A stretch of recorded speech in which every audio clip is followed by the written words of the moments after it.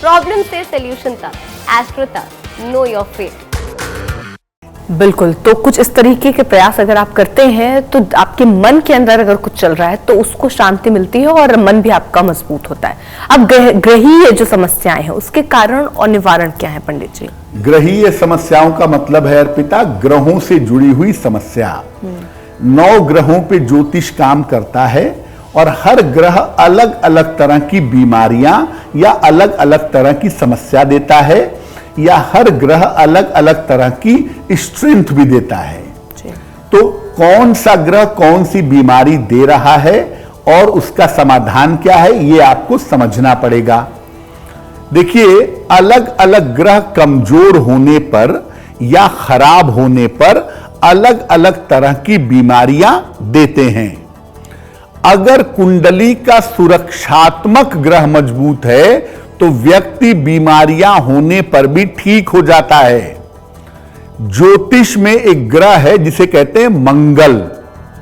मंगल को ज्योतिष में कहते हैं सेनापति। सेनापति का काम क्या होता है? सुरक्षा करना राजा की, किले की, दुर्ग की। ये जो मंगल है ये रोग प्रतिरोधक क्षमता का स्वामी है, इम्यून सिस्टम का अधिपति है। इसीलिए मंगल अगर कुंडली में मजबूत होता है तो बीमारियां भले हो जाएं, आप ठीक हो जाएंगे, क्योंकि ये आपकी सुरक्षा करता है। सामान्यतः हर कुंडली के लिए मंगल डिफेंस सिस्टम का मालिक है। इसके अलावा अलग अलग कुंडलियों के अलग अलग सुरक्षात्मक ग्रह होते हैं। कुंडली के सुरक्षात्मक ग्रह को अगर आप मजबूत करते हैं, आप ये जान जाते हैं कि मान लिया कुंडली है कर्क लग्न की, तो कर्क लग्न में तो खैर मंगल खुद ही सुरक्षात्मक ग्रह है। अगर आप उसे मजबूत करेंगे तो निश्चित रूप से सुरक्षा की स्थिति आपकी बेहतर होगी, आप बीमार नहीं पड़ेंगे।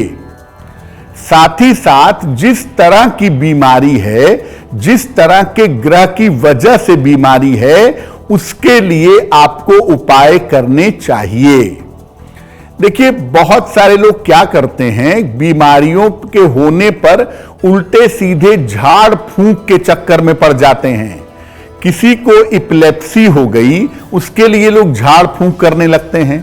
इपिलेप्सी एक न्यूरोलॉजिकल प्रॉब्लम है, आप डॉक्टर से संपर्क करिए, झाड़ फूंक के चक्कर में मत पड़िए। या किसी को मानसिक बीमारी है या किसी को फिट्स आते हैं तो डॉक्टर से मिलिए, उसमें झाड़ फूंक तंत्र मंत्र से फायदा नहीं होगा। इस बात को भी समझिए, बीमारी को बीमारी समझकर हैंडल करिए। और ग्रहों के लिए अगर आप रत्न पहनते हैं या ग्रहों को मजबूत करने के लिए अगर आप रत्न धारण करते हैं तो सलाह लेकर के रत्न धारण करिएगा, तो उससे भी आपको लाभ होगा।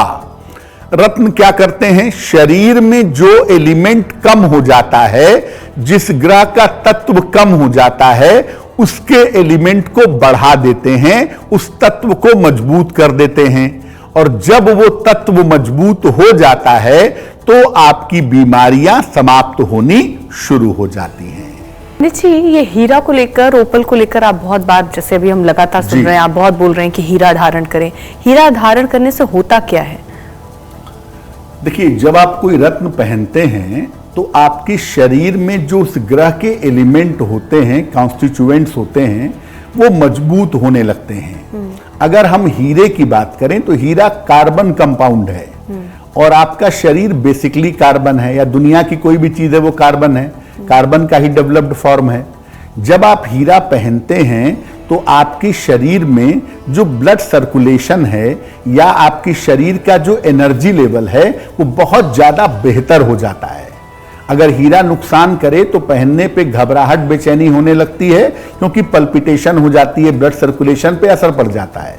लेकिन अगर हीरा आपको सूट करे, आपने हीरा पहना है, तो blood circulation, skin, energy level, ये सब इतना बेहतर हो जाता है कि आपके शरीर में एक चमक आ जाती है और शरीर का जो इंटरनल प्रोसेस है वो बढ़िया तरीके से काम करने लगता है। भाग्य से कोई लेना देना? भाग्य से लेना देना उसका है, क्योंकि हीरा हर आदमी नहीं पहन सकता।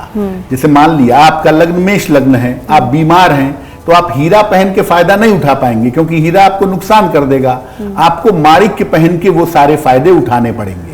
लेकिन मान लिया आपका लग्न वृष लग्न है या तुला लग्न है, तो ये जो शरीर को स्वस्थ करने वाला काम है, यहां पर वो काम हीरा कर पाएगा। पंडित जी, क्योंकि हम रत्नों का बहुत बार जिक्र करते हैं और बोलते हैं कि आप उपाय के लिए रत्न पहनिए, तो रत्न को लेकर भी बहुत सारी संशय लोगों के मन में है। लोगों का मानना है कि रत्न आपकी बॉडी से टच होना चाहिए, बिल्कुल, या जैसे हीरे के लिए कहा जाता है कि वो सिर्फ ओपन भी हो नीचे से, अगर टच होना बहुत जरूरी नहीं। तो हर रत्न के लिए क्या नियम होते हैं? वो रत्न जो भी आप पहन रहे हैं वो आपके स्किन से टच होना चाहिए? देखिए, स्किन से तो टच होना ही चाहिए। हीरा दो तरीके से पहना जाता है अर्पिता। एक तो आप ज्वेलरी की तरह पहनते हैं, शौक या फैशन की तरह पहनते हैं, उसमें टच ना हो कोई फर्क नहीं पड़ता। हालांकि हीरा टच नहीं होगा, खुला होगा तो भी असर डाल देगा, क्योंकि वो बहुत तेज रत्न है। फिर भी अगर आप ज्योतिषीय पर्पज के लिए, एस्ट्रोलॉजिकल पर्पज के लिए रत्न पहन रहे हैं, तो उसका स्किन से टच होना जरूरी है। जब वो स्किन से टच होगा तब उसकी एनर्जी प्रकाश के माध्यम से आपके शरीर में प्रवेश करेगी और तब आपको उसका फायदा ज्यादा होगा। ये हर रत्न के साथ? ये हर रत्न के साथ। हर रत्न आपकी स्किन से टच होनी चाहिए। बिल्कुल। एस्ट्रो तक ऐप पर आपको मिलेगा भविष्य से जुड़े हर सवाल का जवाब।